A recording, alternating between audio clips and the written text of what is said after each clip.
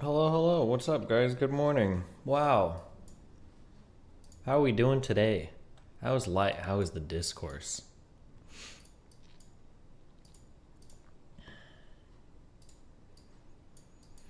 I bought I bought the little soundproof Corsair panel things that go on the wall, but I think you have to actually drill them in the mounting brackets for it. So I'm a little scared. Because I think that I don't know if I'm allowed to do that technically. Yeah, you guys need to move around a bit. I'll knock a couple times before I start drilling. So don't hit any of you guys.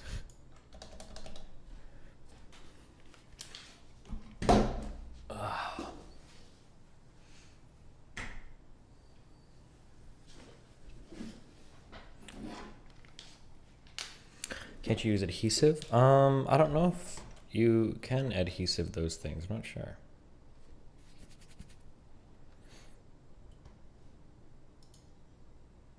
Wait, not this one. Wake up. This one. Hi.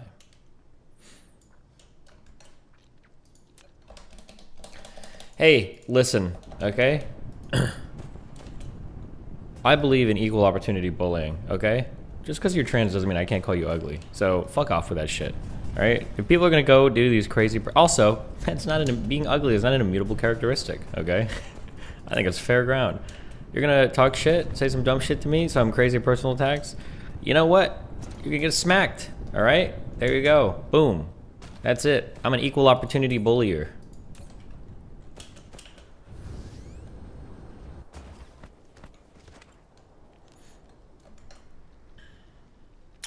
I'd argue responsibility to not be edgy / mean people. Nah, you know what? We're gonna do some conditioning. We're gonna do some more social conditioning, okay? If you think you can say mean and hurtful things, okay, about me, and they are mean and hurtful, all right? If we think we can do that, what did I litter? Oh, right, it's deleted now. Then you know what? Oh, no copper here at all. I'm gonna be mean to you, okay? Boom, easy. It's that simple. It's not even that really. It's not really that complicated.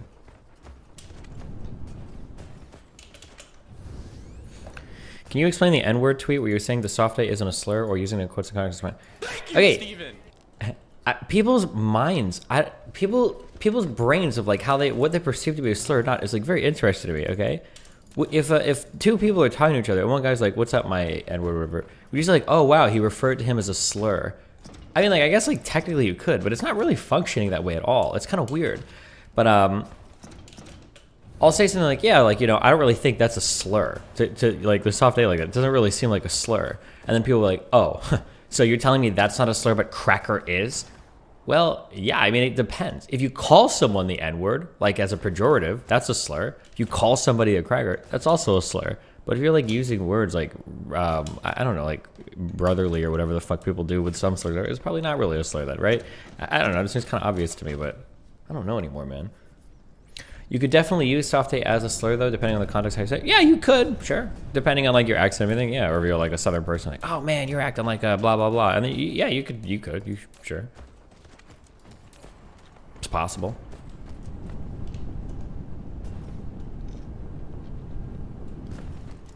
People don't usually use the A as a slur, but use the hard R as a slur. Yeah, I think generally that's the case. I mean, you could use the A as a slur. I mean, it's not impossible. I just don't think that's generally how it goes. You see, everybody's going to war with Boogie? Why? How is Boogie even here? Boogie's message. Nah, never mind. Yeah, Boogie needs to chill. Okay. All right, what are we doing? Are these furnaces in the back even working? No, I need more titanium. Is Gusser a slur? I shouldn't read these if I don't know what it is, so never mind. Forget I even said that. I don't know what the fuck that word even is or means.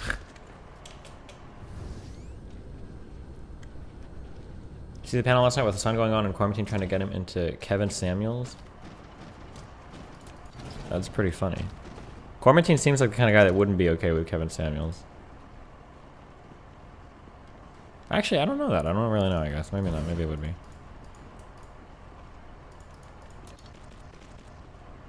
Two weeks ago you said to ask about it in 2 weeks, so what was it? Oh, I was really irritated because my, Fuck, hold on. Let me make sure she's not fucking dead.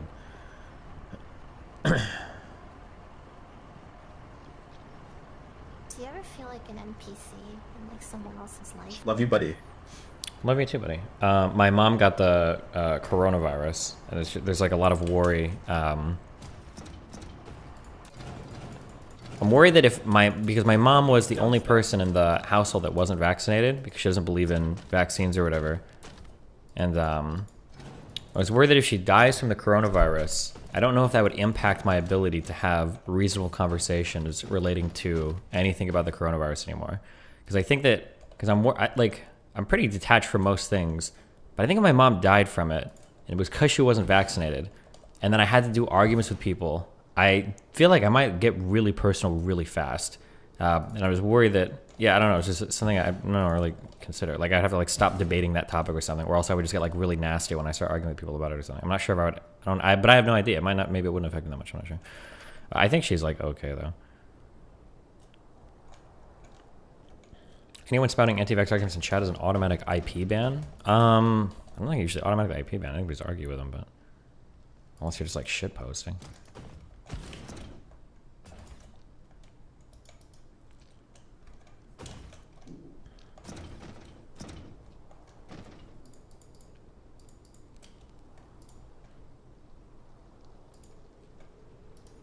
Elon Musk tweet about the vaccine. Yeah, it is what it is.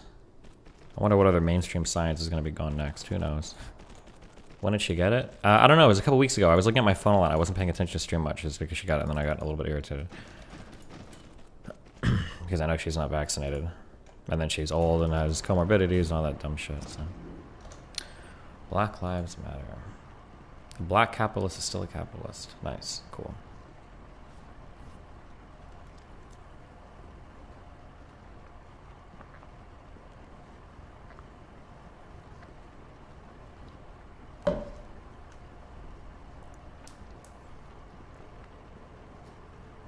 Five people of the coronavirus now like confirmed.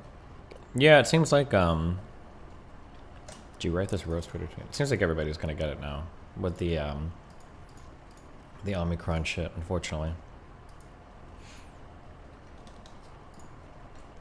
Are you doing the Destiny Awards today? Dog. Where have you been?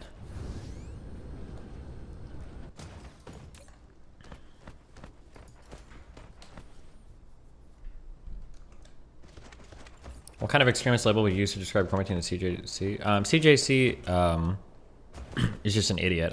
He's not smart enough to like, you know how in Koibu's D&D, you have to be like level 9, I think, to project an alignment. You don't get an alignment until you're level 9. That guy's brain is not like developed enough to have an ideology. So I wouldn't like ascribe any extremist label to him. He just doesn't, he's not there yet. For quarantine, I don't want to represent, like I hate the guy. But I don't know 100%. He seems like the kind of guy that would be like a black nationalist or black supremacist. Was he the one that used that Yakubian slur against me? I don't know if that counts as a slur or not. I'll say it is. Or that might have been Quarantine.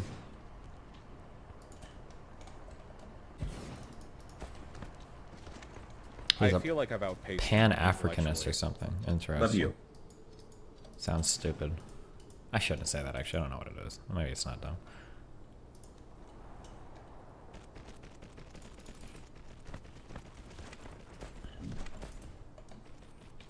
Do you think Haas is gonna try to beat me up at that Dallas thing or whatever? Where was I? Where he was like, "Wait until you." Were you guys watching? I don't know if I watched this clip on stream or off stream. Where he's like, I'll see you in Dallas." People are crazy, man.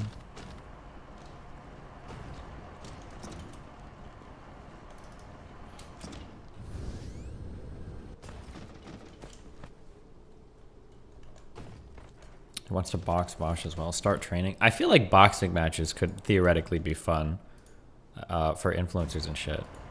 But I don't think I don't know enough about like professional boxing to know like what the average heights are, but like trying to fight when you're, because I'm 5'8", if I'm trying to fight against a guy that's like 6'4" or something for boxing, it really does seem impossible. I don't know if there are a lot of like short boxers out there. The only thing I could think of that would help, the only thing I could think of that might help is maybe you can pack on more muscle if you're shorter. But I don't know, when it comes to boxing, I don't think it's like raw power that matters. I think it's like technique is really, really, really important. Because I mean, any adult male could knock out any other adult male, right? Any adult man can deliver enough of a punch. Like I could knock out Mike Tyson if you let me punch him right in the fucking face, right? Anybody could do it. But I think like the technique and the movement and the stamina and all that is probably way more important. So yeah, so I don't know. I don't know, but I don't know like how tall are like the tallest. I don't know how tall like the average boxer is or whatever.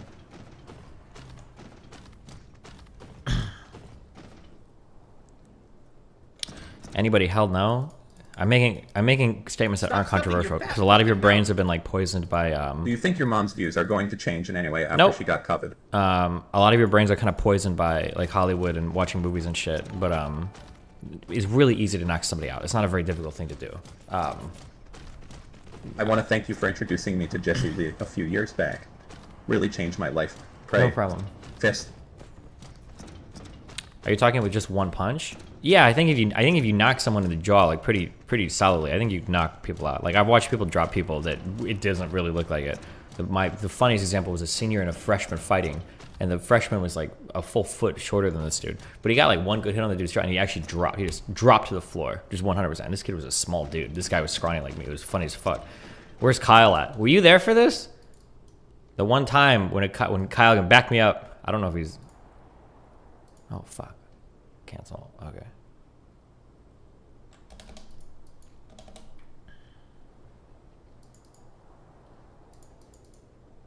The recent Jake Paul fight is a good example. Tyron was looking good all fight, but that single punch won in the fight. Sure, but Jake is also really strong, to be fair. Only if the other dude literally doesn't move / know how to take a punch or doesn't see it coming. Yeah, Malik, this is literally what I just said. It's literally what I just said. Are you not paying? Okay, I think you're not listening because you don't want to listen to me. Never mind, forget it. Okay.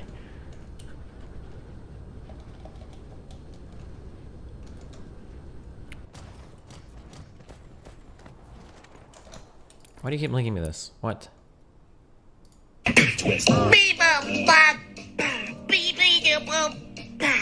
How long have you been trying to link this stupid fucking tweet? I feel like I've seen this posted like 400 fucking times in chat. Is it just you or are there other people doing it?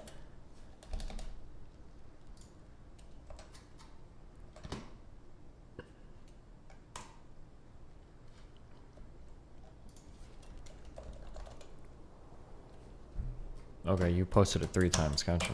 Jesus.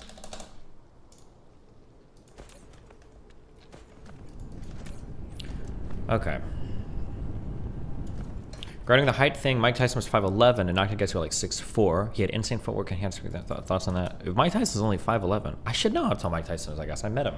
But I don't know if you get. I think you get a little shorter when you get older because your posture is worse. So I don't know. Maybe that's shorter than I would expect though. If somebody would ask me, I would just assume Mike Tyson is probably like at least 6'2". Fucking dubstep. Huh. Saving the world one spicy tweet at a time.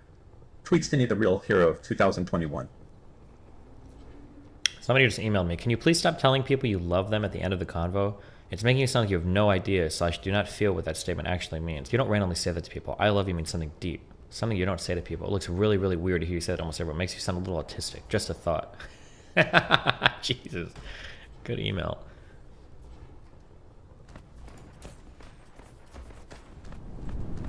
Love you, buddy.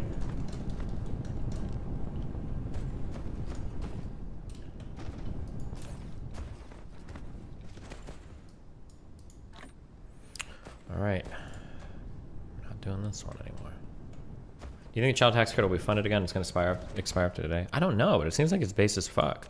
Maybe it needs to expire. Maybe that's good. Let it expire because apparently a lot of people don't like it. So let's let it expire and see what people think when it's gone, motherfuckers. I'm talking to you specifically. I love you. I love you too.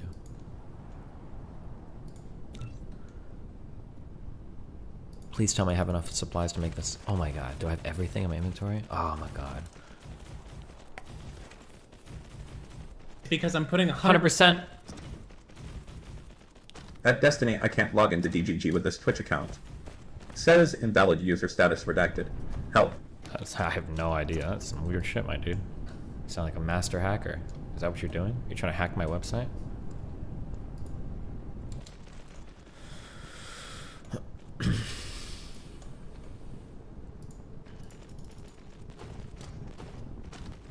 Like people are really, really bad at correctly attributing the things that make them financially fine. If the CDC goes away, people will find something else to blame for their financial fuck. Oh yeah, maybe.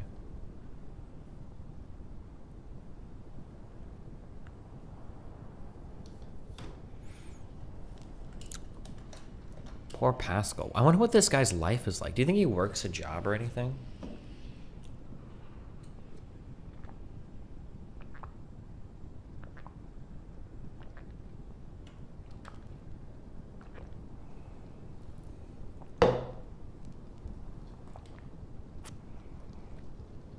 His behavior is atrocious. The Omni-Liberal doesn't accept judgment from Twitter Sport and keeps making accounts. Twitch and Twitch Sport seem fine with him brigading people like Hassan, costing them 10,000 subs.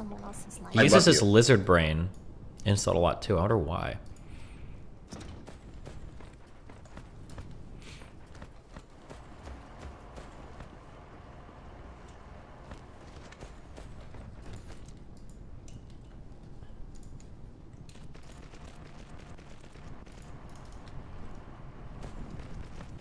What reasons do people give for not liking the child tax credits? Well, it's not that they say that they don't like the child tax credit. It's just that they say they don't have any impact or whatever, so it doesn't have like high favorability or something. It just seemed, which seemed weird to me. It seemed like it's like free money. Why would you not have high favorability for something like that? But thank you, Steven. no. Yo, guest. Yo. I'm down bad. Please let me hold 10K.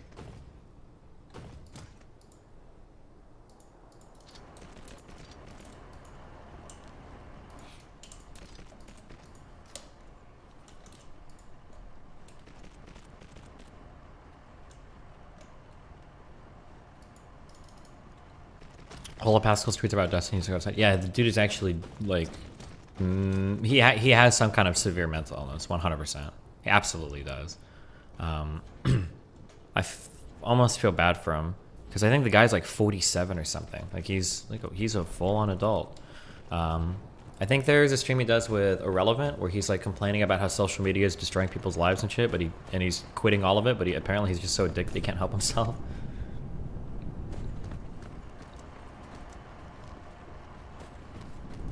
Who am I talking about? I'm talking about Pascal. Oh, it was Dylan, not Irrelevant. Yeah.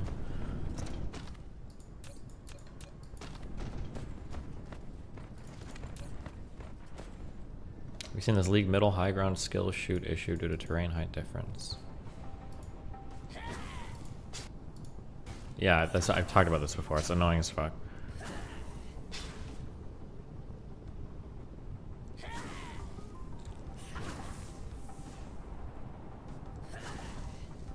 I feel like I've outpaced him intellectually.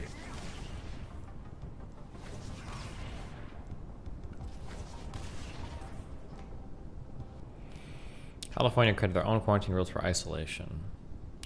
Stay at home at least 5 days, and isolation is result and negative test on day 5, unable test 10 days later.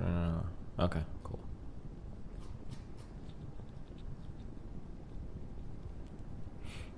You're wasting time playing that dog shit game. Hey, Tabor. Fuck you, bitch. Got him. Damn. Dumpstered. Did you know what you wanted to be in high school? Nope. Yo, how many fucking titanium ingots do I need? Is titanium used a lot on the base? I don't even know what I'm using so much titanium on. Jesus. You and Mooch play Plasmaphobia? We don't play fun games here. Dumb fuck. Nice try, though. Idiot. Okay, do this. Use now. Can I not rotate? Oh, fuck. There's gotta be a way to. Oh, I probably have to, like, make it. Alright, don't worry about it. Fuck that.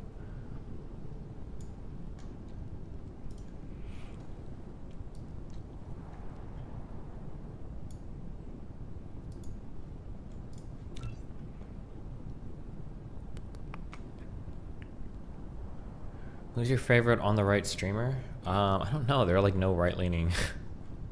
There are like no right-leaning streamers, so.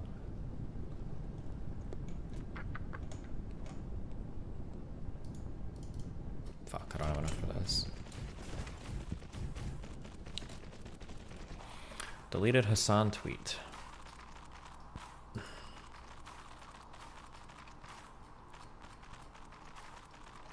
Wait, what? Oh, not safe for life.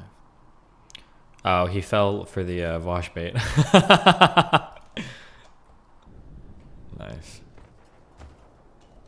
25 smelters. Can we make this?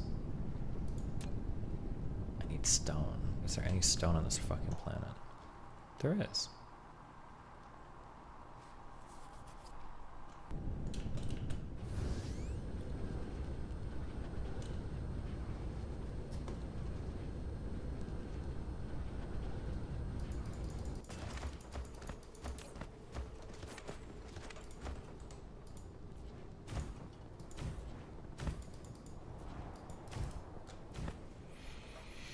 Good morning, Michael Jones. You have talked to Mr. Girl about the worst kinds of people. School shooters, pedophiles, rapists, racists, transphobes, etc. But you haven't talked about the worst of them all. People that think lead content is good. Execute on sight. Wow. Morning. Good morning. Good morning, Dan.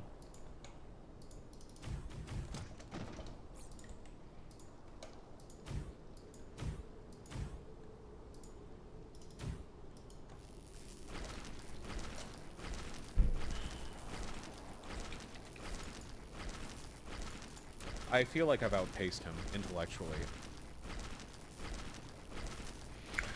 If the gene editing of human offspring actually takes off, you're going to see nightmares beyond your comprehension.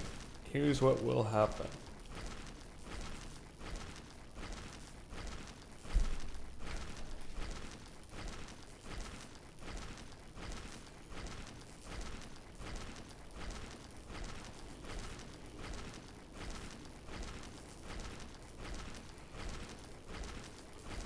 Okay, I don't care.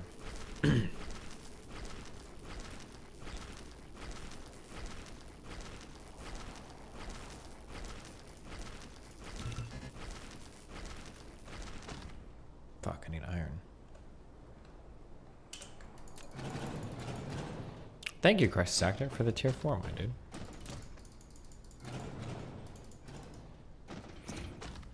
Have you heard about the Amazon show called The Expanse? I've heard of it. I don't know anything about it. Is it any good?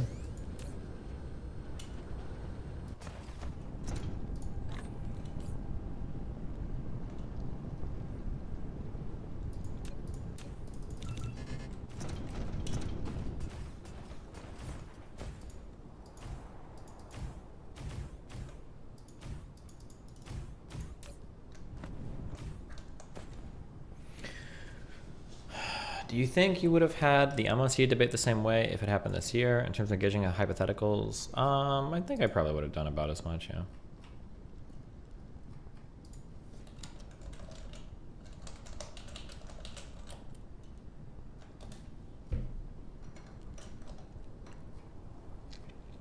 New Mr. Girl debate to review. Anna Voir, I don't know who. Nice. Sam Harris is still stuck on the is-ought cap. Question for fans of the is-ought. Why do we have a similar problem with reasoning itself? Why aren't we tempted to worry, for instance, the fact that A is bigger than B doesn't allow us to say that we ought to believe that A is bigger than B? What?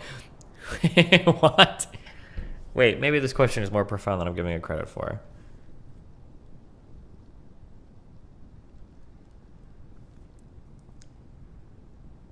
I think these are two fundamentally different types of questions. A is bigger than B, but ought you believe it? What does he mean by believe? Like, ought we believe in anything? Ought we believe in deductive logic or prop logic, I guess? Or like, Stop stuffing your fat fucking mouth. Stop being mean on Twitter. I don't know. All they did was call you a slur, wish you death, and shit talk your family. Be nice.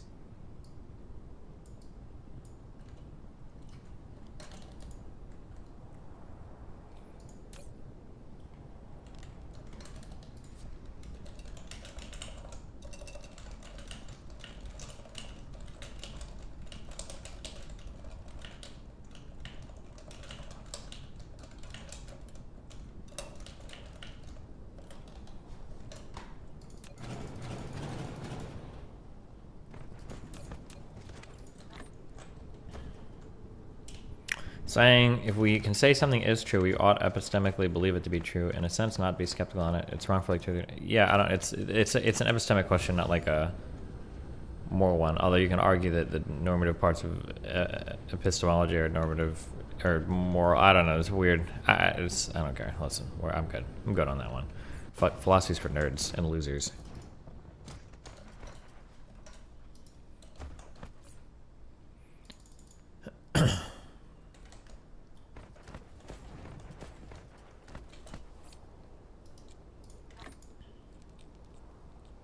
Justification is inherently a normative concept. True. There's probably a different level of normativity involved in justifications for logic, though, versus like morality. I don't have the necessary philosophical tools to grapple with that, but like propositional logic not working, like, is inconceivable to a human being, right? You can't live without like deduction or causality being true. You just can't do it. Your brain wouldn't function correctly. It wouldn't be able to do anything. I think that's a fundamentally different type of normativity than like a moral, like X is wrong is way different, right? Like saying A, therefore B, therefore C, and then, or like if A, then B, and then if B, then C, therefore if A, then C. Like that type of logic, I think, is a little bit more fundamental to human existence than like stealing is wrong, right? It just seems to be different types of normativity, but I don't have the way to explain it. I don't know.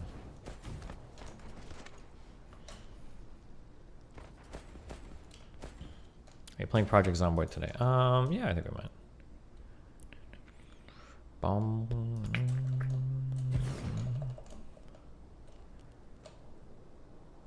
I feel like I feel a little bit like a hot stove on Twitter. Does it seem strange that there's like, or maybe like a mean dog in a recess playground where there's like a whole bunch of kids and like, oh my god, if we do this thing, if we poke this thing, it's going to be mean to us. And then they do it over and over and over again. And they get really upset every time. And then they keep doing it. Why? Why not just fuck off? Isn't it like easy? I feel like it seems for me like it would be a really easy concept.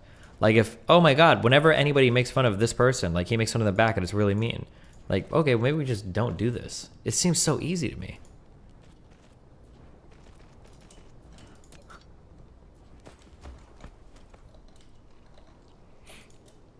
People want like all the engagement and virtue signaling of like attacking me, but they don't want any of the responsibility.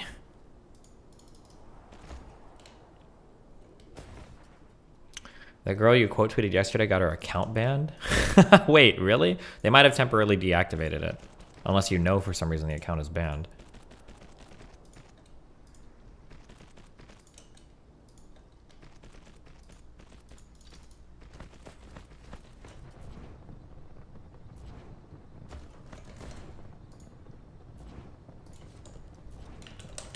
It says suspended? Oh, well, damn. Please watch 8 out of 10. Xanderhal trying to answer this question. Let's see. What about this? Square dot, square... Okay. Top left is stationary. This moves, boom, boom. Bottom left is stationary. This moves, boom, boom. Bottom right is stationary. This moves, boom, boom. So the next pattern is going to be a cross with a dot here and a square here. So D, right?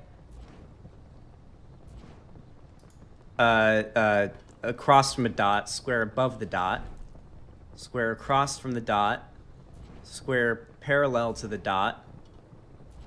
So this is the reverse version of that. Hold on, I'm checking something. Yep, these are reverses, so this one would have to be them on all I feel like, obviously, if you're linking me, this is going to get it wrong. There are some of these pattern questions where I will overthink the fuck out of it.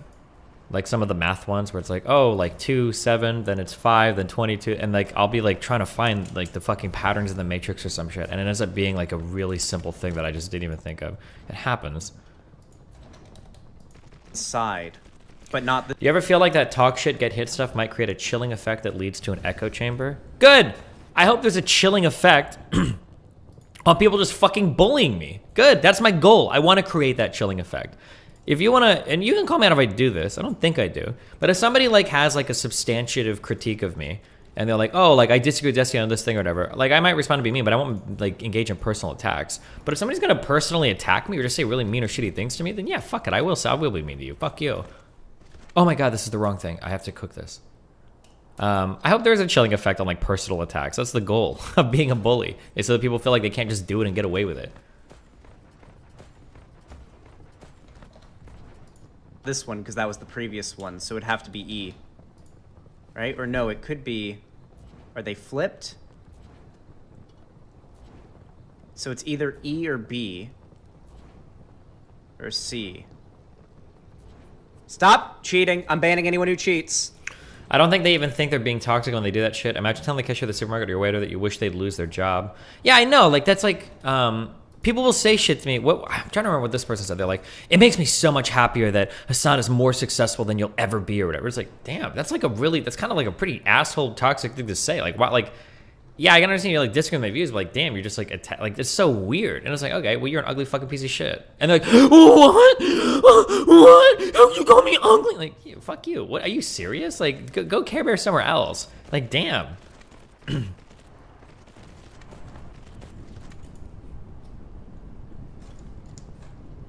People are cringe.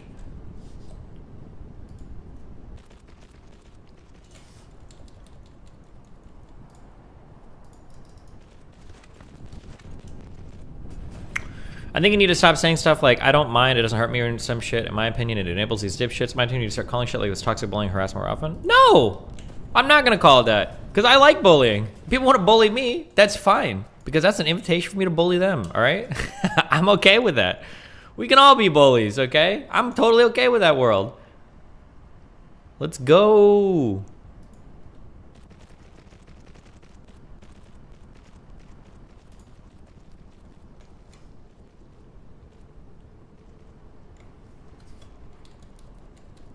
You just said you wanted it to create a chilling effect? I wanted to create a chilling effect on people that can't handle the bullying, okay? Wait, what is happening here?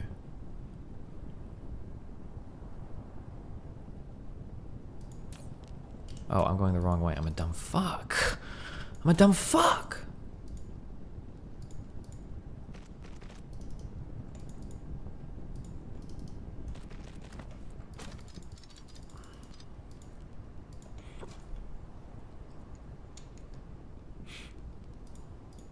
There we go.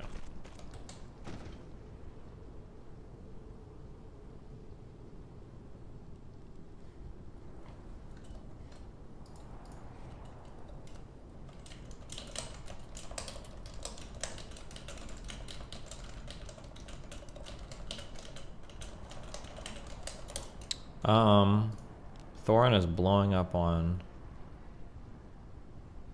Oh my god, wait, what? I didn't even see these posts. It is ID'd you on a Slayer. Anyone down to come over and watch some cops and have a few gallons of alcohol? Moot. Des. Meow. Destiny's a spiteful piece of subhuman dog shit. This is the same man who bitched at Vosh for getting departed when it was his own actions. By the way, I deleted all his tweets because I recognize that Destiny's a bully who ratios people into silence. Congrats, Destiny, you fucking cunt. You got what you wanted. Go fuck yourself and take your friends with you. Please do not go after me and just leave me alone. Thanks. Don't talk shit. It's so easy. Just don't talk shit to me. Just, if you want to attack my positions or whatever, go for it. But if you're just going to fucking mindlessly shit on me, talk shit, get hit. Easy. It's so easy. It's actually so easy. This is such a simple concept to me. Maybe I have a huge brain. Maybe that's it. Maybe my brain is just so massive that I can comprehend not talking shit to somebody that I don't want to shit on me. You know, maybe. God, my brain is so wrinkly.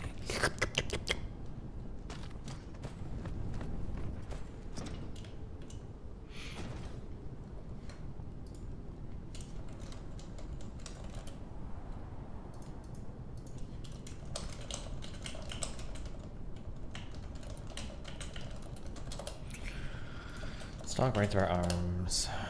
Destiny, your chat does the same thing you do on Twitter during league streams and you rage ban them. People are simple creatures. Doesn't bullying the bully cause more harm in the world? I thought you should try to operate ways to reduce harm or make the world a happier / better place. Reduce harm by making the world a better / happier place. I mean, it depends. Not in all ways. Talking shit is a competition, all right? I wouldn't make the world a better place, like, by letting people, I guess, like, beat you in a team sport or something. I don't know. Listen, if you're gonna talk shit, I'm a man of reciprocated values, all right? I'm not out here saying you should, like, fucking let people walk all over you. Fuck that bullshit. Because I'm putting 100%. Hey, guess I started watching you 3 months ago and catching up with all your YouTube videos. You are an amazing content creator and thinker. Keep up the good work. Greeting from Argentina. Best economic system in the world, Kekwa.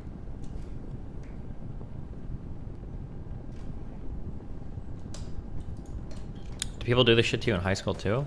No, I don't know if it's because I went to a Jesuit high school, so it was like extra nice or something, or maybe because it was an all-boys high school. Most of the people at my high school were pretty chill.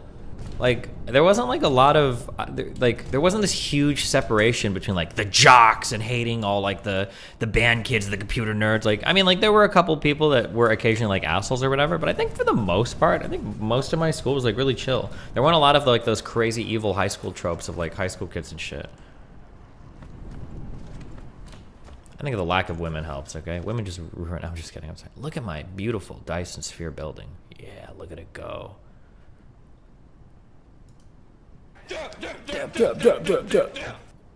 Thank you, Stephen. Happy New Year.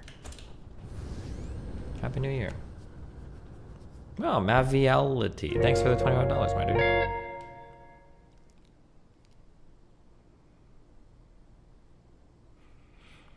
I think that's true in high schools where the kids are promising future ahead of them, so they're more dedicated. Maybe. Isn't the whole argument that if you're trying to attack someone on something inherently personal, you shouldn't present some obviously easy attack flaw which you can instantly attack back? I wonder why these ugly fucks don't think about this before attacking someone over something personal. Maybe they think, well, if you're, this is, I don't mean to sound mean, but I think that trans people think that they can't be insulted for the way they look because it's instantly transphobic. Too heavily on rhetoric rather than dialectic. I feel like treating one's audience like sheep rather than thoughtful adults. You'll end up with just that. Thoughts? I think I do both pretty well.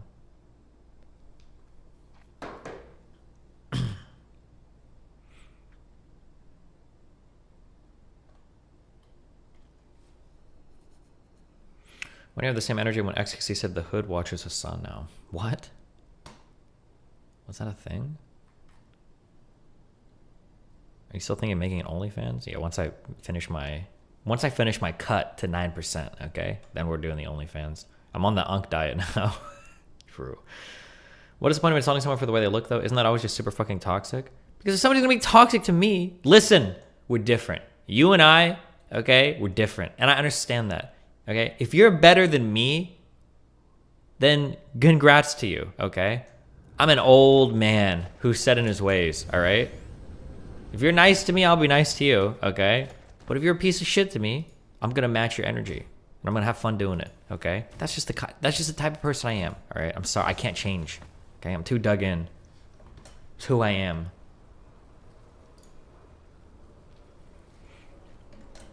Oh, you're on that cum load stack. I thought about buying it from the shop, but 9 pills a day. What the fuck? I want to get off Mr. Girl's wild ride.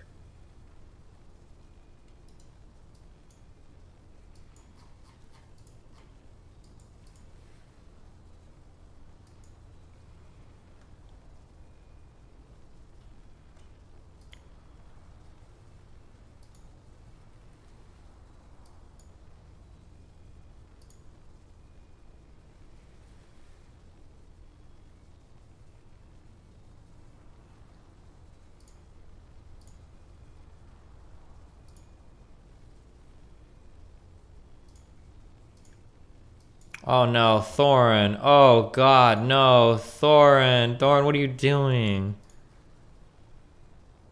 Did you see someone replying to you with their selfie? It's just the infrared device.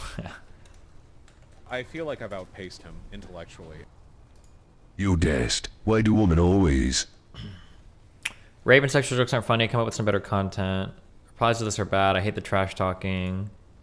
He's probably the guy that says rape jokes are okay because it's a joke. Okay, and then he finds she's making all these really bad jokes. To be fair, though, fuck up, Movement, all right? 2013. This is like Well, fucking 31 months and Phil get a thanks buddy. Envy him, he doesn't notice Twitch. almost a summers around the decade face. ago. 2013, 2014, 2013, 2013. 2014, 2013, 2013, 2013. 2013, 2013, 2013, 2013. Like, how old is this person? How old is she? Like, is there a chance that this girl was like tweeting this when she was like 17 or 18 or something? Like, not that makes it okay, by the way, but I mean, like, the times have changed quite a bit. Like, in 2013, I think we were still saying the N-word on Twitch and nobody got in trouble for it. Like, it was a different time. Where's Dan at? This is another redacted ad.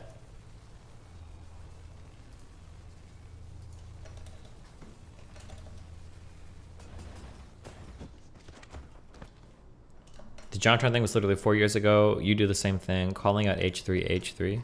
That's because it's a pattern of behavior, okay? First of all, everybody's always saying, like, oh, it doesn't count unless you denounce, okay? Ethan always stood by JonTron, never denounced a single fucking thing. And now his politics seems to have flipped like 180, kind of, but it seems like he's just following the money. I'll call him out for being a fucking grifter, 100%. I don't really care that much about necessarily like the JonTron thing. Like, I don't have like a grudge, or I'm not holding against it. It's more just like this guy will basically say or do anything to follow wherever like the popular like grift shit is. Like, he was using that N-word, F-word thing from iDubbbz or whatever. That podcast was just like 3 years ago, wasn't it? Which I guess you could argue that like maybe he's changed a lot since then over the past few years. But it kind of seems more like, no, he probably just following is like whatever the popular trends are, wherever the money is, or whatever is what it seems like to me. It was 5 years ago? The iDubbbz H2? Oh, I thought it was 3 years ago. I don't know. Maybe he's changed, but it doesn't seem like it. Just comes out to me as like, yeah, follow the clout, follow the money. You're 100% wrong. He def said he disagreed with JonTron. He just didn't get to argue. You are either delusional or you live in another reality. You're completely wrong. He brought on JonTron, and you guys say I try to rehabilitate fucking Lawrence Southern's image. That was a 100%. You have a guy on your show for hours. How can you not talk to him about whatever you want? It's your show. What do you mean? No, he was running defense for JonTron. That was the whole point. Everybody was at the time though, but it's because JonTron was like a massively popular online figure, so nobody wanted to like be on the wrong side of that fan base. I think they talked about it for like a full 20 seconds. I think trans people who hang out in lefty spaces are under the impression that they have a special status that protects them from attacks about their physical appearance, because doing that is usually social suicide online. It's just crybullying. Cool.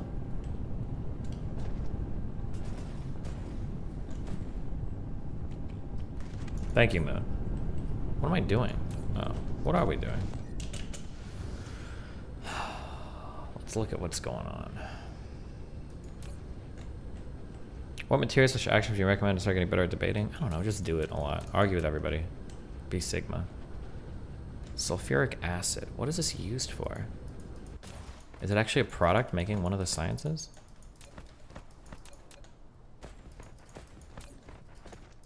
No. It's used over here. Oh, for titanium.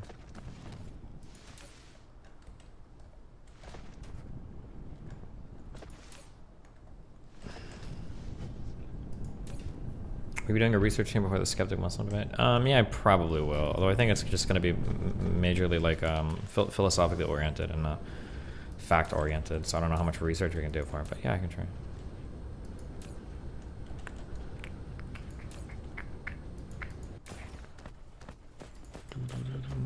What are all my platinum bars being used for?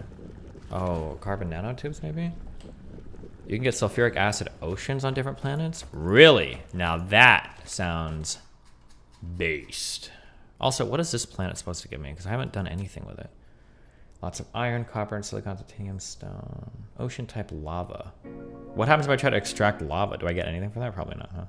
I'm sort of new so forgive, but whenever there is drama with other big political streamers, Navadoy ends up talking directly to each other. It's always through clips or Twitter. Stream together equals massive content for everyone.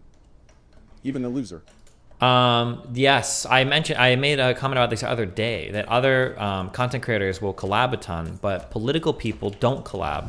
And I think the reason is because people are just scared of being wrong. They don't want to get like contradicted or whatever. So like instead of having, it's funny because like for Vosh or Hassan, if either of them were to debate me, all of us would get a fuck ton of viewers. Career-wise, it's good, but the ego is really hard to deal with. You don't want to be wrong in a debate against somebody like that, like me. So it's easier to just kind of ignore it and move on. Will my things keep launching solar sails even if the Dyson sphere is full? I think so, right? Yes. Okay, so there's no way to like... I mean, it's not even close to full, so I probably don't have to worry about this for a while, huh?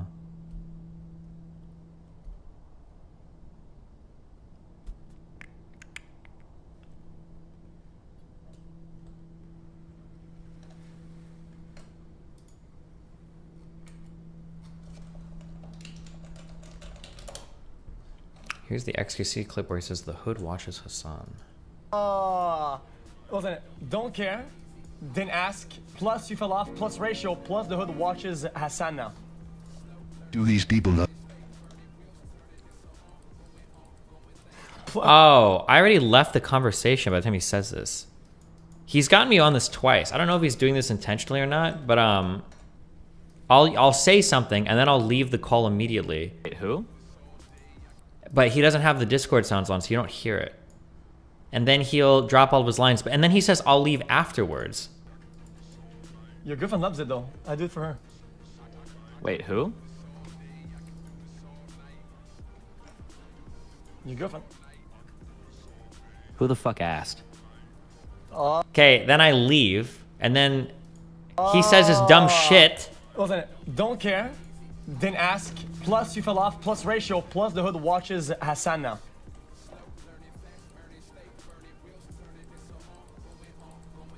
Plus you're white. You left. Then he says I left. He's making it sound like I left after he said it, but I didn't. He's misrepresenting the facts, okay? He's lying, all right? He's telling a lie. Disgusting. How much oil is on this whole planet? 11 per sec. Wait, where? Oh, because I've still got some decent underground. I should just axe all of these refineries that are doing 0.1 per second, right? I think I should. There's no reason. Fuck it.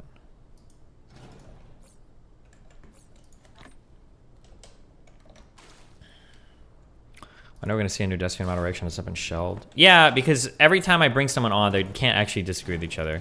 Destiny moderation was a good idea, but then it just failed. Because the only people that are willing to come on that show didn't need moderation. That's what happened over and over again.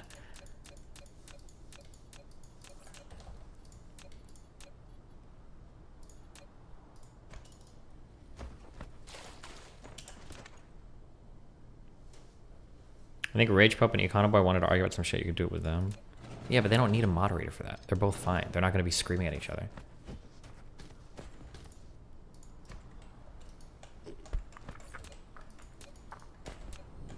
Have you ever invited Demon Mama? I think Demon Mama avoids me. They all avoid me, guys. I'm sorry.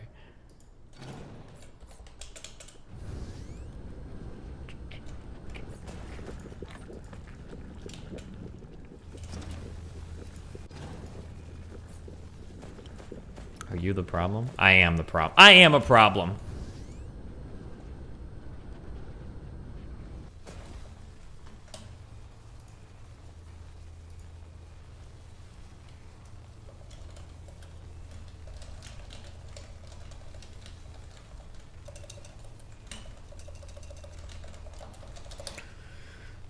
Try looking at small political channels, set up discussions, and Destiny moderation. Maybe.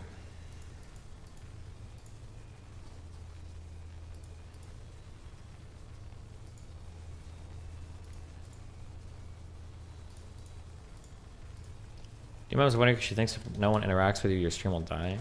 Damn, I feel so... There's like so many things we're waiting on. So I'm supposed to become a Republican. I'm on the way to becoming a Republican for like years now. I feel like, oh, any second now. He's making... This is finally, we're seeing the reactionary turn in Destiny. There he goes. He's finally doing it. So there's been that going on, apparently forever. And then there's like, oh, his stream is dying and he's falling into irrelevancy, which has also been happening like forever.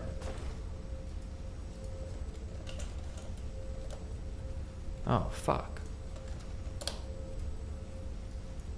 I thought I had a panel tonight, but it's tomorrow. He fucking lied. He said it was on midnight, New Year's Day. Midnight, 12 a.m. is when the new day begins. Fucking Australian. Fucking loser. Okay, well, deleting that.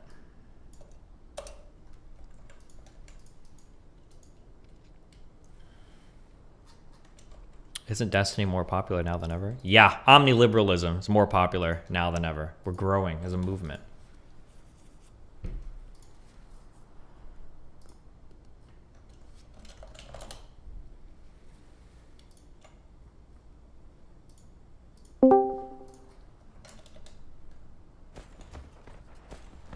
Wouldn't that be tonight for US time since it's a day ahead?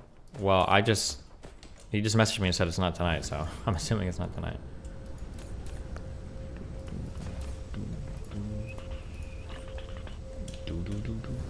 Is there any way to see where litter is, or are you just supposed to know?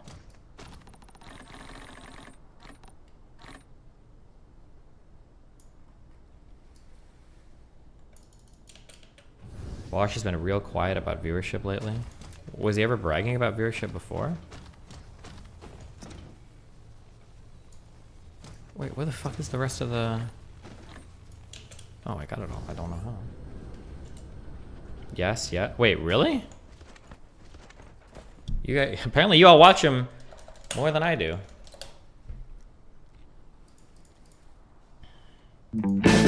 Why is he never streaming when I try to look him up? Does he not? When does he fucking stream? He was talking so much shit on you. He was saying you were dying. For a while, Vosh was saying he was growing more than you, Destiny. Oh, ouch. Listen, I'll say this while I am outpacing him. Viewership, I don't know what the term would be. I don't think that's a real word. Listen, viewers come and go, okay? He might have a big video tomorrow that pops the fuck off and he gets like 30,000 subs from it. It's possible. If you're like, I always tell you guys not to do this, and you guys have been. You're like, oh, look, Destiny's growing so fast. Like, yeah, shit comes and goes, man. Who the fuck knows? If you get like super invested in your growth like that over someone else, you're going to be super devastated when they outgrow you. Don't do that, okay? That's some chasing the dragon shit. You're going to destroy your mind being obsessed with view counts like that. Are you going to watch the Mr. Girl stream with Booksmarts? Yeah, I probably will. Fuck it. He has a congressperson watching him. He's fucking massive. Yeah, dude, that whole stream. I remember that stream. I was like in a... Where was I? I was in a hotel room on my laptop watching. And I just couldn't believe it. It was like line after line after line of Vosh bangers. It was like, there's a random porn star and she watches me. And I just couldn't believe it. And I've had it on good word that there are congressional people in Congress, the highest tier of U.S. power that watches my stream, and I'm influencing them. I'm like, bro. Dude. How the fuck did Vosh? Destiny let Vosh? Oh, ouch, right.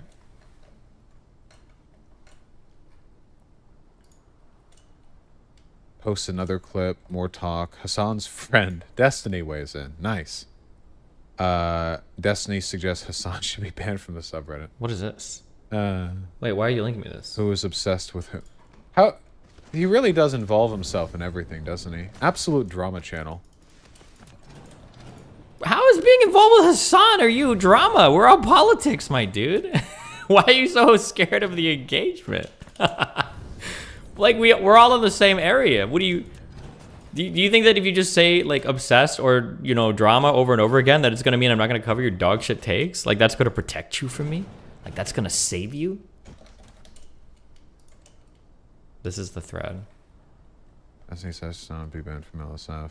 Oh, is this the one where where I'm asking him questions in Twitch chat? Where he does the thing? Hold on, I gotta watch this was the DDG rated thread. Was that only 2 weeks ago? Dude, time feels so weird. Oh, I did see that. But I think it's because Vosh started saying that. So Vosh is kind of like... Stop stuffing your fat fucking mouth. Vosh's cope. Hey, Destiny. I feel like a better analogy for people who use children not necessarily being pedophiles would be when men rape other men in prison. Both are a result of power and convenience, and neither necessarily have to do with attraction.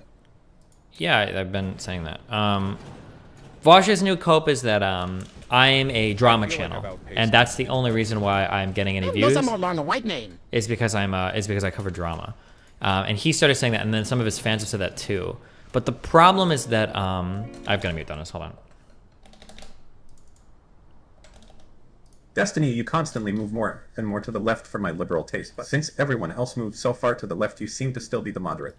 Cool. There was a thread on his subreddit a while ago. The problem, though, is that like Vosh doesn't really do anything right now. I think he's kind of having like an identity crisis because if somebody has a thread, there was a pretty big thread on a subreddit where people were like, the problem, Vosh, is that we just don't know what we're watching you for. Because originally he marketed himself as like a debate bro, which is fine. I don't use that term as a pejorative because he kind of came out of my community. He was good at it too. He was a good debater person. But he marketed himself as a debate bro, but then he stopped basically doing like all debates, or it seems like that's not his content anymore. He doesn't do debates anymore. And then he doesn't like cover current events because he calls all of that drama. He doesn't really cover much like news stuff, I guess, at the moment. So people are kind of like irritated in his community that they don't really know like what the channel is for right now is the issue. Oh, this is the thread. The Vosh stream has an identity crisis, setting expectations. So 2019 Vosh was when he was debating alt-righters. 2020, you had the election season. And then 2021 was like closing down the arcs that started in 2019, 2020. And then right now it's like, so he doesn't debate. He doesn't cover news. He won't do any type of drama or current events. He does do some React Andy stuff, I guess. He plays some video games, but obviously he's not like a video game streamer. He does do some media critique, but they're just stun locks. They're not actually, yeah. So people in this thread were basically talking about like, oh, like the problem is that, so absolutely hit the nail on the head with this one up. One of my key annoyances with 2021 Vosh is that he poses a debate bro while avoiding any debate like the plague. If he doesn't want to debate anyone smaller than Tim Pool because that's irresponsible platforming, then he's essentially just a partisan politics pundit, the kind he spent all of 2019 criticizing for being too cowardly to defend their ideas.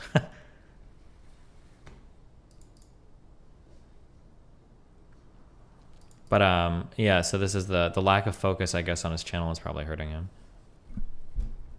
Vosh has started debating randos again. He said he wants to go back to that and recognize his fans want that. He said he's missed it. He had a good one with an anti-vaxxer a couple days ago. Oh, cool, okay. So he's just going to be the other left-wing Steven Crowder who only picks off the really small people in chat that want to come on a debate and will avoid anybody that could actually challenge him.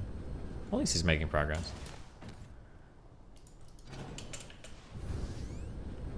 Oh, I should be making photons. That's like the next level of shit I can do.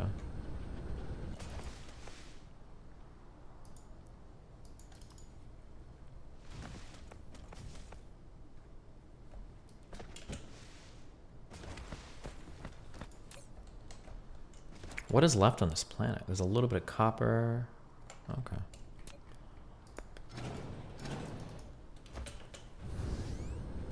Oh, wait, we were mining with stone. Whoops. Fuck.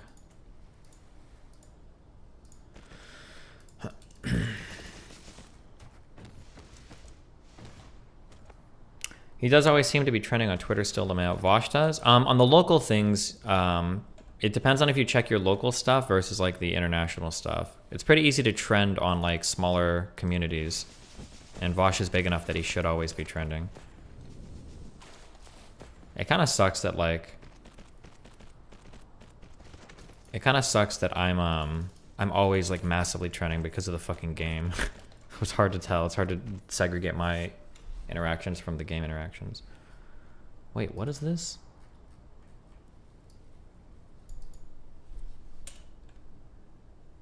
Chun-Li cosplay by Chinese bodybuilder.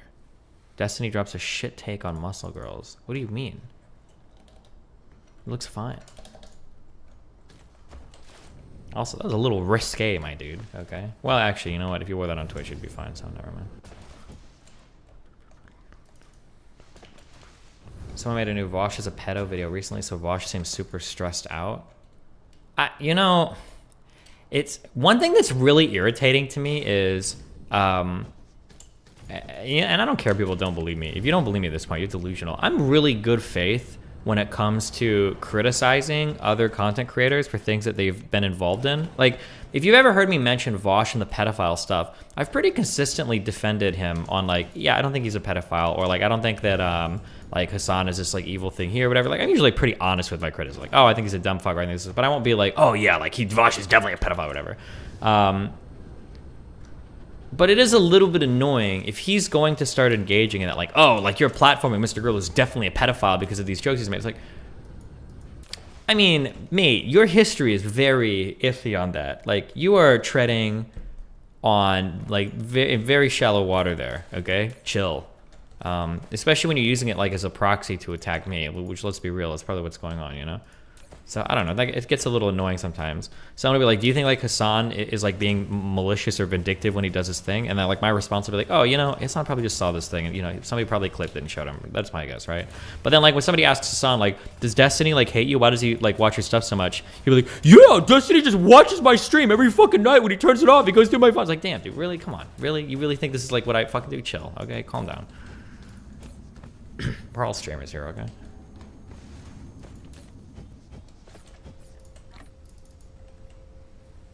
Or when he was willing to say Shapiro was racist on the basis of a single tweet, but got asked mad if anyone called him anti-Semitic because of his Israel glass comment. True.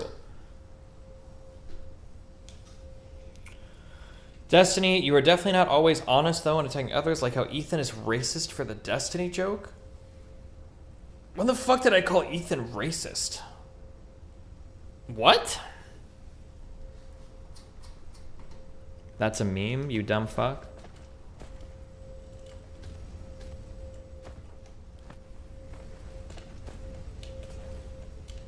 The tweet about writing 2 Mad tweets.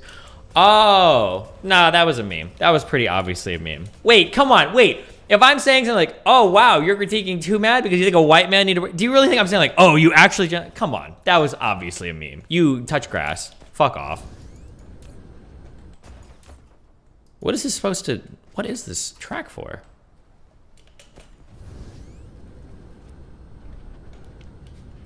It wasn't a meme, actually. I legitimately do believe that Ethan hates black people. Oh, we have a cutoff here so that it's not constantly shipping out graphite. Oh, this is good, okay. Hydrogen. Hydrogen is what I'm super short on. How?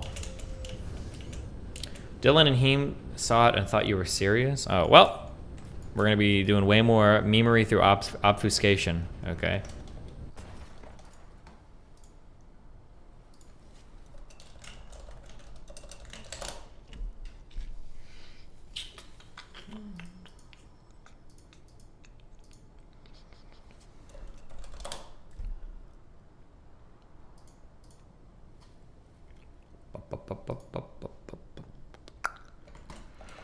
The Nicholas D. Crep guy legit thought you were writing the 2 Mad tweets too? Nice. Okay. How is it taking so long to make... Oh no, wait, what's happening? Why did my production stop? Wait. Dude, I don't know how to balance out my hydrogen. Okay, so we're full on hydrogen over here.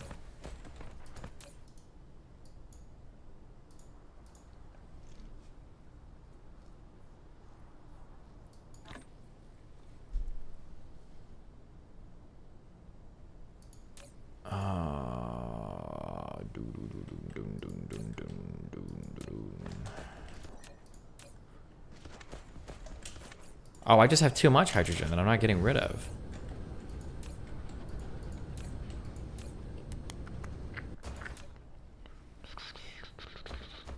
What, is there an easy way? What are like the big hydrogen sinks in this game that you continually make? Total power generation. Oh, nice. Make some fractionators to turn hydrogen into deuterium. I think I'm already doing that, my dude. Casimir crystals? Yeah, those are being worked on over there, but I'm full on them. What do the crystals turn into? Into this planar glass shit. Into quantum chips. I'm out of graphene. That's my problem right now. Racist drama in the VC community. I'm full on deuterium as well. What is the VC community? I don't know what the fuck that means. Not sure if you saw this clip from last night. What? That shit. Oh, the stream that that bitch ass still talks about to this day because he's got nothing else going on. Let's not. Yeah. Okay, look. You can talk about Dave Rubin blowing my bag out. Yeah, I'm so scared of me being mentioned anywhere. Okay, no, let's not even bring that up, please. Nah, I got you. Okay, yeah. Because in all honesty, like I said, I was just curious that same discourse would bring us together again, because the night you were banned, right? The night you were banned, I'm on this stream with Marie.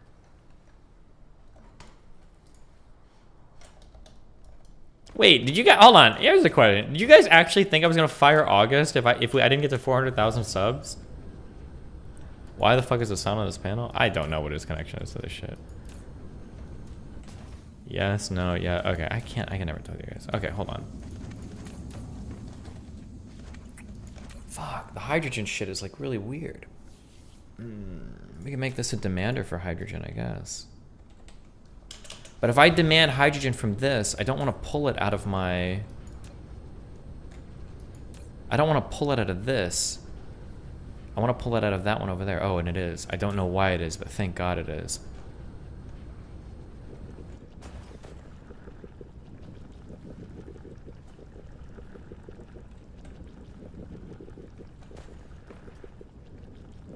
Do you prefer if Hassan took Vash's route and snipe you all the time?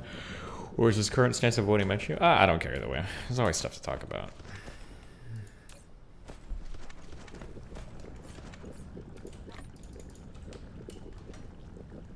When you start making strange matter, you'll burn through deuterium fast. What is strange matter? Antimatter, critical photon.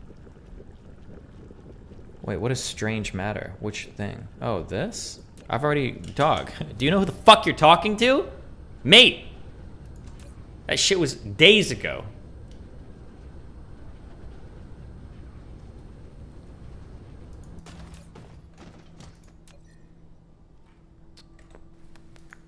Okay, this is all work.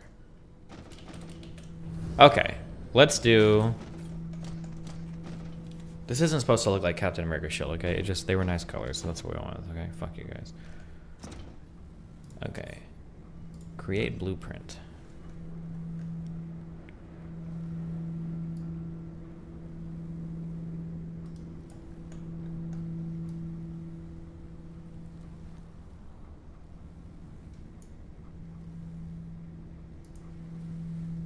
Save blueprint.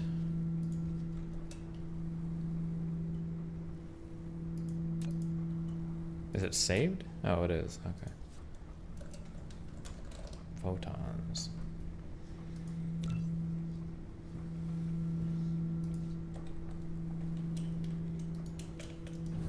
Did James Cole Cash ever meet Justin in real life after the vindictive threats to the panel? No. Maybe I'll see him next TwitchCon. I'll be ready to fight then. Yeah. Almost, maybe. When is next Factorial playthrough? Ask your mom. Oh, burn. Sickest burn in the world.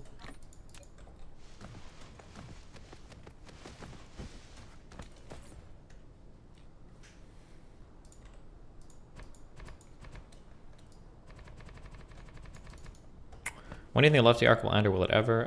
It's slowly winding down. Probably take a couple more years, but they're going away. It's happening. Okay, is this... Does it matter which way? Boom, like that. Wait, collide with their object. Wait, what?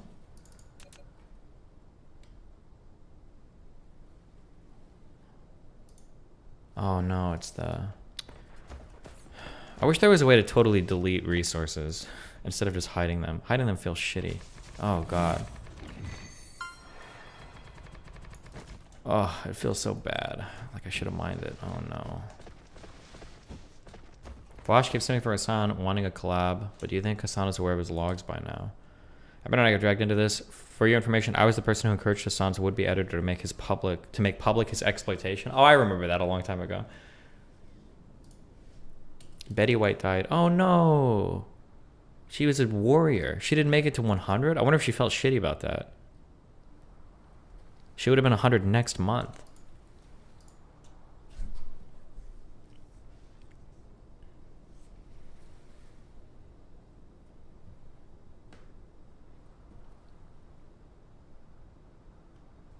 "99 years old. Crazy. She was like alive to be like an adult. She was like, she would have been your age, like 20, in her 20s during World War II. To keep graphene going, you should make space or fuel from the strange matter. You should make space or fuel. I don't know what that means.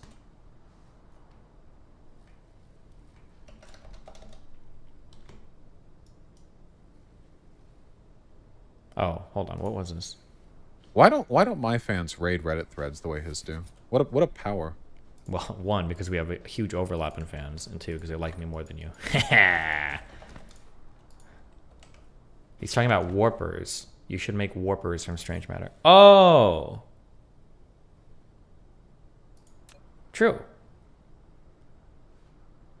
Warpers from strange matter or from... What are we banning who for? Green science. Who? What is even the ban for? I just want to, like, what's the proposed... Why do I have 8 notifications? What is happening? So irritating that this, like... Okay, I don't care about this anymore, actually. It's like 2 things away from... Space warpers. I'll start producing that. This is sad. My 100th birthday, I can't believe it's coming up. People magazine is celebrating with me. The new issue of People is available. Okay, is it really sad? It's kind of sad, but I mean, damn. She lived to 99. She had a really full and rich life. I don't think we need to feel sorry for her. Like, only TMZ is reporting it. TMZ is like the fucking CIA of like celebrity deaths, okay? I think when CIA reports a celebrity death, it's almost for sure going to be true.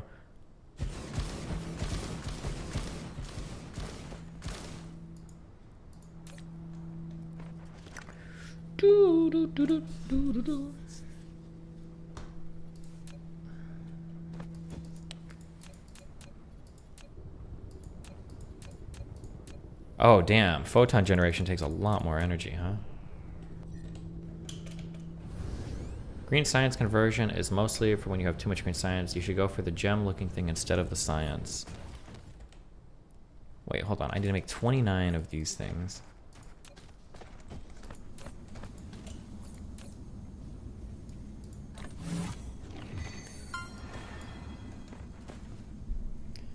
Destiny sad on the same way Mr. getting banned off League before getting Diamond sad. They later a movie come out in theaters for the celebration of her 100th birthday. She'll be okay, alright? Well, I mean, she won't be okay. She's dead, but I mean, like, she had an okay life, right?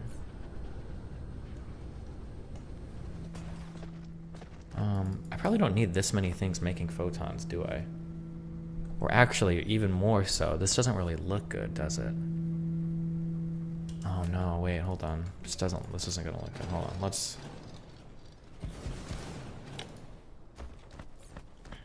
rethink this.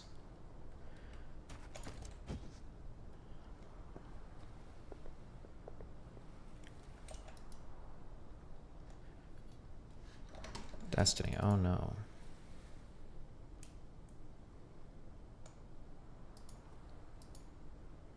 I don't get it.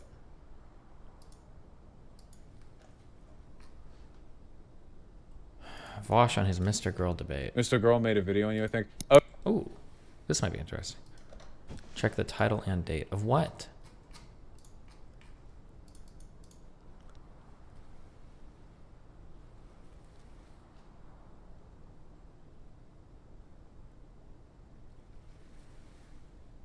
I don't get it. What am I looking for?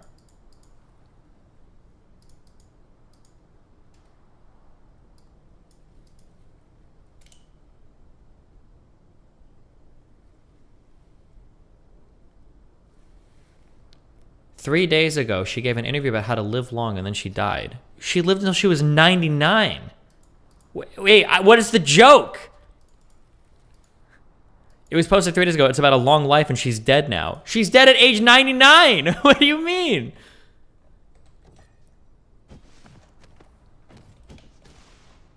It's like an article posted on ESPN about Kobe Bryant about how to be like a successful athlete, and it's like, oh my god, they just posted that, and then he died. How embarrassing! Like, what? I don't.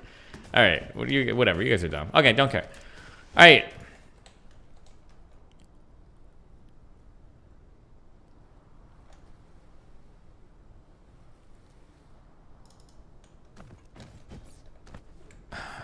You guys are triggering me.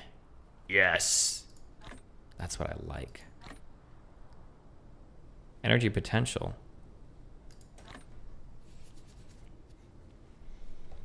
You're triggering me. Sorry. Jesus, stop.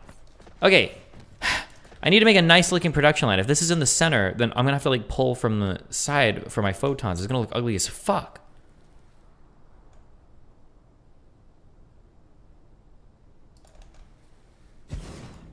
Are you supposed to run track right out from this, or do you use an inserter? You just run track right out. Oh god, the photons don't care. I care. Hold on, just let me think for a moment. God damn it.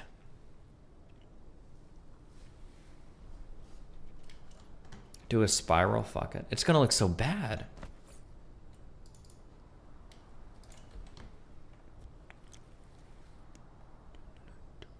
Okay, let's just think. Let's just think for a moment, okay? Okay, let's try there. Okay, let's try there. Okay.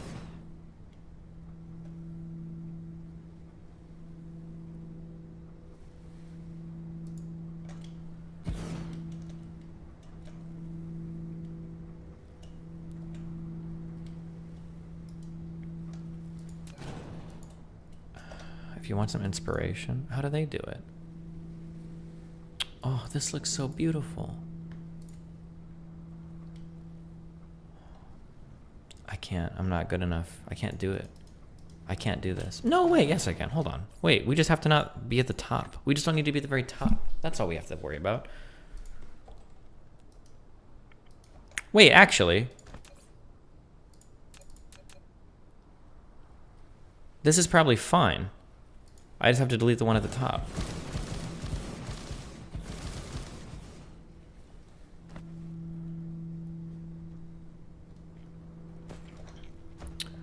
Why would Riot tweet this when their biggest game doesn't even have voice? We see you guys out there not turning your mics on during ranked games. Wait, what? What? Okay. Betty White is not dead. Wait, what?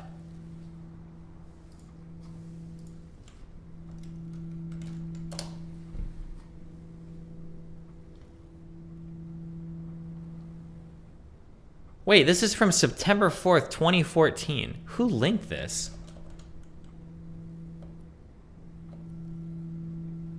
Freedom Man. Cringe, bro. Cringe. Yikes, bro. Not a good look for you, fam. The whole crowd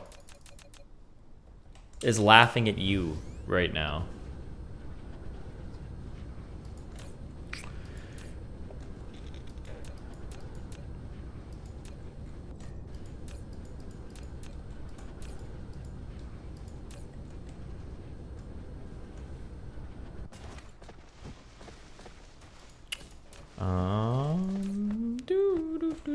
Okay, what am I looking for? Oh, green science to make warpers. How many warpers do I want to make? How do we make warpers? Hold on. Oh, it's literally just green science.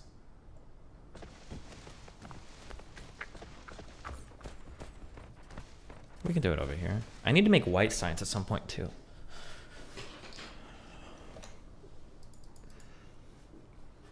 I'm ready for president to make our economy work. This woman thought she was being a hero. I think I just stopped somebody from human trafficking at Walmart. This is what I saw. He had his hand around her waist and was holding her hand when they walked in. It struck me as really odd, but then I left and put my groceries away anyway. I'm sitting there and then it just hit me. You have to go back and check on this girl. I go back in and they're in line at the pharmacy. 100% she's giving me hand signals, which I interpret as, I need help. So I approach her and say, hey, you're about my niece's age. What nail polish color do you like better? And then I was like, oh my God, I love your dress top shirt thing that you have going on. Where did you get that? Her dad did the talking the entire time. So at that point, he turns around to talk to the pharmacist. I pull down my mask and I say, do you need help? She said no, really quietly, but that wasn't good enough for me. So I touched her shoulder and I said, are you okay? Do you need help? She said no again, so I had to accept that. So I started to leave. And then her dad came after me to confront me. I think I just stopped somebody from human trafficking at Walmart. This is what I saw. He had his Wait, where's part 2? Link me part 2.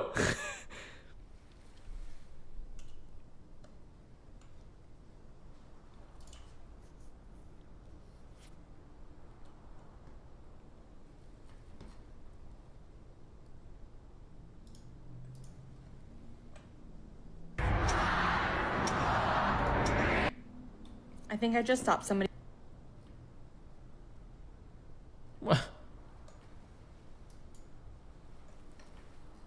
I don't want to scroll through TikTok. I don't know if they have not safe work shit on TikTok. Where's part 2? Part 2. Part 2. Dad continues to talk with the pharmacist, and I go to a manager, who then goes to the pharmacist and confirms that this girl is here with her guardian. So I'm with the manager, and the dad/guardian comes up to me and says, "Why did you say that to her?" And I was playing dumb, like, why did I say what? And then he says, "What made you think that she wasn't okay?" And I said, "You know, it was when you walked in the door and you were holding hands, and that looked odd to me." And he said, "So I can't hold hands with my daughter?" At this point, he was so mad, he just stormed off. I left. I don't know if I did the right thing. I either left this girl and her family really traumatized, or if she is in an unsafe situation, I give her a little bit of confidence so that maybe next time if somebody's there to help, she'll take it. Part 2. Dad continues to talk with the pharmacist, and I go to a manager, who then goes to the pharmacist and confirms that this girl is here with her guardian. I don't even know what to say. There's a part 3? Part 3 on possible human trafficking. My conversation with the dad, if you're interested. Wait, check the Part comments. 2. How do you see comments? Dad continues to talk with the pharmacist, and I don't know go how to a even. manager. I don't know how to look at it. Dad tells me that his daughter looks a lot older than she actually is. She's only 10. He says her mom does all of the shopping, so they don't know where her shirt's from, but he shows me the tag at the back. And then he proceeds to tell me on his daughter's behalf that I should get the pink nail polish. I just end it with, "Well, thanks for your help," and then go directly to a manager. Part 3 on possible human trafficking. My conversation with the dad, if you're interested. So one of the most fun things to do, at least for me, because I have money and I can do it, is like degrading these women on Chatterbait. I go on there and I just try and get them to do ridiculous shit just to see if they do it. And one strategy is to have a lot of money in my account. And I don't know if this is true, but someone told me they can see how much money you have in your account. So they treat you really well and they're hesitant on banning you. Jesus right? Christ. Yeah, they can. So they don't want to ban me. And I just see how far I can go. They don't ban me. I say some shit that it's like, I kind of ruin the vibes, I'll be honest. Like I'm doing what I can. I'm calling them ugly. I'm saying they're worthless. They're never going to amount to anything. And they just don't ban me because I'm loaded. It's crazy. So one of the most fun things to do, at least for me, because I have money and I can do it, is like degrading these women on Chatterbait. I go on there and I just try and get them. I'm gonna get a red bar real quick. 1 sec. London. Have you seen any Mama Max videos? He does pedo hunter videos and has been doing the rounds recently to draw attention to the way YouTube handles independent investigative journalist content. Oh, well, the combo surrounding it is pretty interesting. Yeah, we'll check that out. That whole like choose a side shit or whatever. We'll check it out or whatever. Dog, too mad leaked your DM. Give us the scoop on the plan to Sam Setter as an Elmo.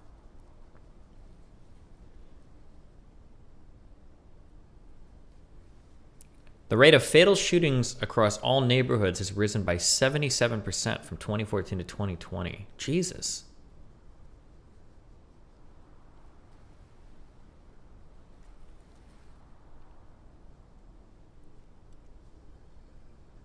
What happened? Why?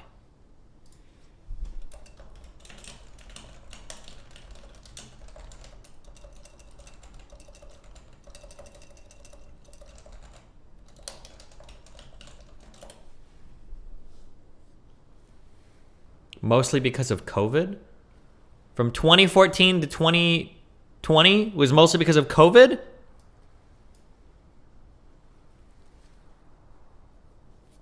How long have we been in this pandemic again?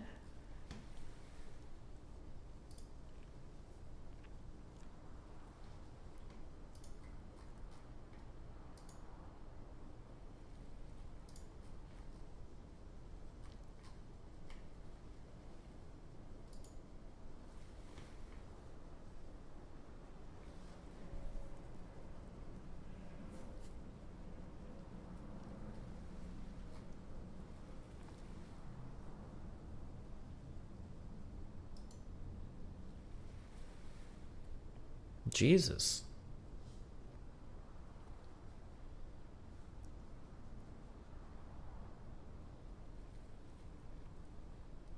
Are we approaching like the 90s of like violence again? The spatial convergence of community violence, racial segregation, concentrated disadvantage, institutional decline, disinvestment, police violence, and incarceration that we have documented leads to violent inclusion. It may not be possible to produce a sustained reduction in overall levels of violence, community gaps of violence, without addressing the challenge of extreme persistent segregation by race, ethnicity, and economic status across Chicago's neighborhoods.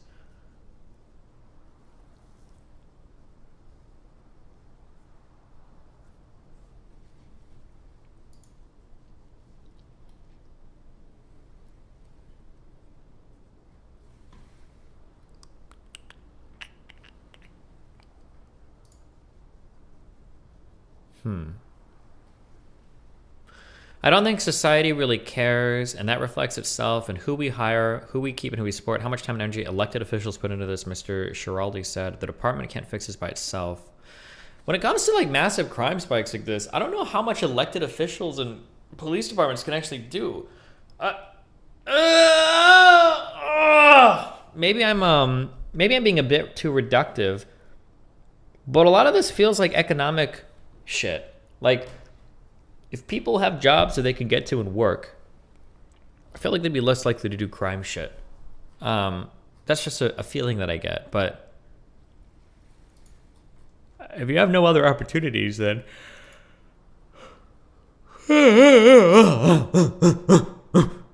stop. Or don't. Ooh, yeah. McDonald's doesn't cut it? I don't know, man. Fast food restaurants are paying a lot of money these days, okay? Wages are getting insane. I drive by McDonald's and Burger King's places now, and they're like now hiring $11 an hour. Jesus! 2 times what I was making when I was in high school, okay?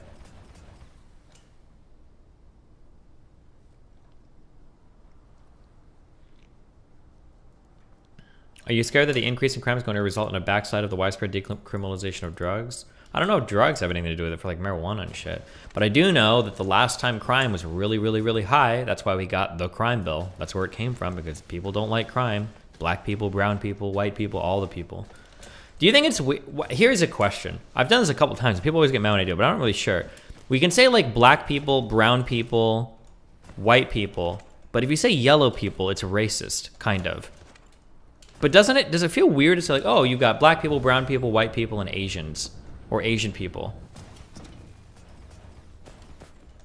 Is there like why can't we refer to them by the color? Isn't that kind of weird? They're not yellow? Well, yeah, but I mean, black people also aren't black. What? And I mean, white people aren't white.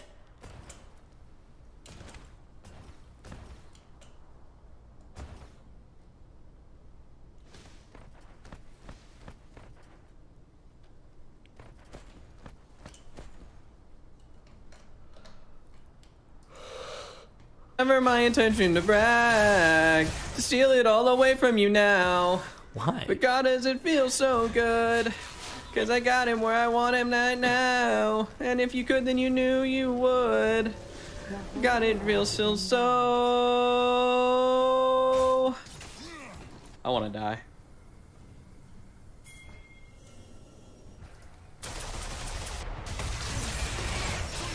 Since wildest dreams come true, now one of them involving you. Just watch my wildest dreams come true. Now one of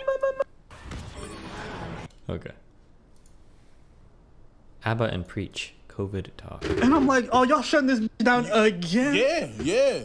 No, it gets tiring, man. It gets tiring. And like, listen, now they're talking about shutting down this place, and I'm like, I get it, but nigga, I'm over it. And you know, not cool that he's using that word. Turned it off. This is a no slur stream. No slurs. And Twitch, if you want to ban me for that one, I'll take the B. I understand. I understand.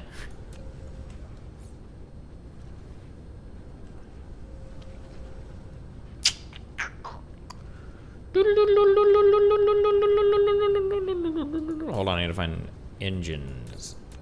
Blue ones. He did not use quotes. I watched. He did not use air quotes. I was looking for him. Oh, wait. I'm out of deuterium. Nice. Doo-doo.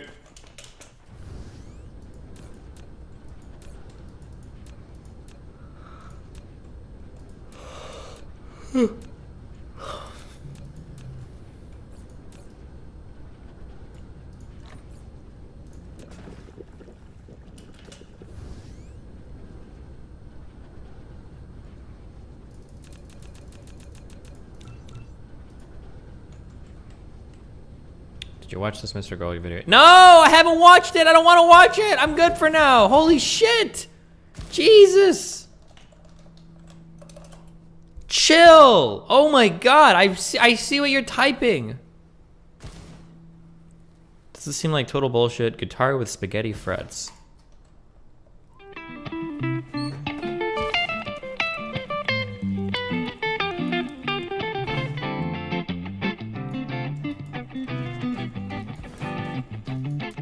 Guys, we were already rolling, so you got all of that on tape. And you just continue. Have fun. Yes! Yes, I'm here with Ahmad Adamini, and today we're discussing a very interesting thing. It is a weird-looking guitar with very weird-looking frets. It is very strange. It looks like spaghetti got on your guitar. It's a Strandberg with true temperament frets. Yeah, so it's really strange. It's the major third interval. Why didn't John Frusciante tune his guitar? Oh. Thing? Guitar sounds great. Okay, should I buy this guitar? Leave your comments in the comment section. Thumbs up for yes. No thumbs down. Please. That's Mojo. Yeah. I mean,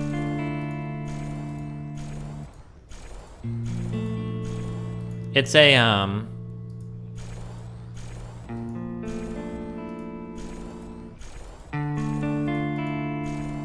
hold on.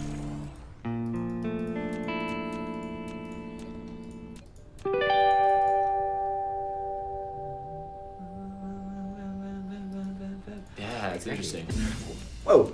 Whoa. How did that happen? That was cool. Can you play something? What if it was like an up? An even-tempered guitar or whatever? You guys know what I mean by that, right? We've talked about this a few times on stream before. I want to start quizzing you over music shit.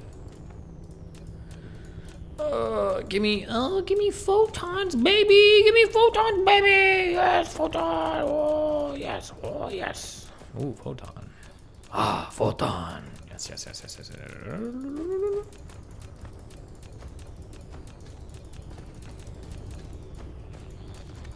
Cool, okay. Oh, Red Bull, hold on. And then we'll watch what Vaush is up to. Hold on. In this new video he released. So you are telling me that I make 15,749 YouTube accounts. Just for this to be a meme from you. I put my livelihood on the line to secure a future where December is still an employee for you. Oh, that's mean. Meet Nathan. Yo, Vest. This is some boring ass shit you are doing right now. Can you please discuss something interesting like gym talk, drugs talk, or sex talk? Also, can you play some League? Love you, buddy, Squad W. You're a fucking statistician! E?